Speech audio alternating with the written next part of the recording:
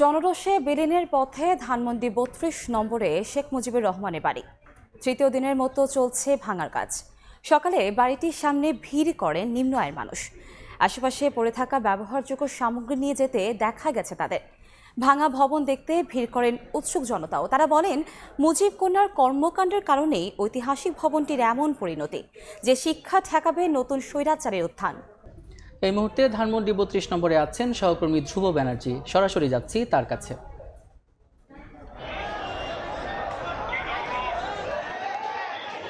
ধানমন্ডি ৩২-এ এখন কিন্তু যে শেখ মুজিব স্মৃতি জাদুঘর ভাঙার কার্যক্রম, সেই ভাঙার কার্যক্রম এখনও চলছে। আমরা দেখেছি আজকে সকাল রাতের বেলা কিছুটা লোক কমে গেলেও সকাল হতে না হতে মানুষের ভিড় কিন্তু ধীরে ধীরে বাড়তে থাকে এবং এক পর্যায়ে এখানে নিম্ন আয়ের যারা মানুষ আছেন তারা এখানে এসে উপস্থিত হন এবং এখান থেকে বিক্রয়যোগ্য যে ধরনের সামগ্রী এখানে রয়েছে, যেমন জানালার রড, লোহা থেকে শুরু করে যে ধরনের সামগ্রী বিক্রয়যোগ্য রয়েছে, সেগুলো নিয়ে তাদের বাড়ির উদ্দেশ্যে রওনা দেন। এখন পর্যন্ত কিন্তু তারা এই কাজটি করছেন। পাশাপাশি আমরা উৎসুক জনতার ভিড় কিন্তু আজকে লক্ষ্য করেছি। আমরা স্বাভাবিক সময়ে বা অন্যান্য সময়গুলোতে যেটা হয়েছে, ধানমন্ডি ৩২ নম্বরে যে সড়কটি ছিল সেই সড়কটি মূলত বন্ধ ছিল।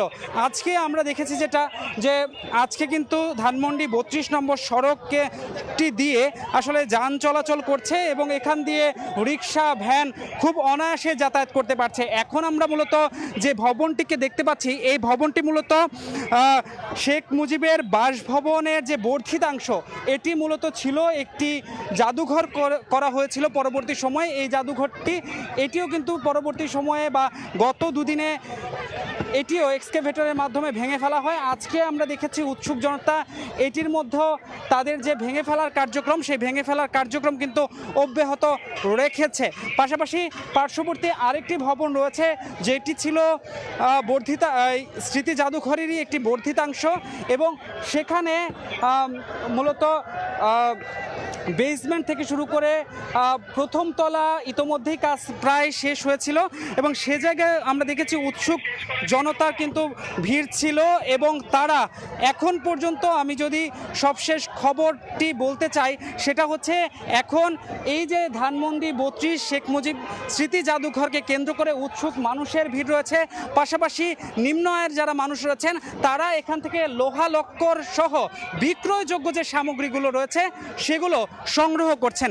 এই ছিল রাজধানীর ধানমন্ডি ৩২ নম্বর সড়কের শেখ মুজিবের বাসভবন থেকে আমার কাছে সর্বশেষ। সরাসরি যুক্ত ছিলাম ধানমন্ডি ৩২ নম্বরে।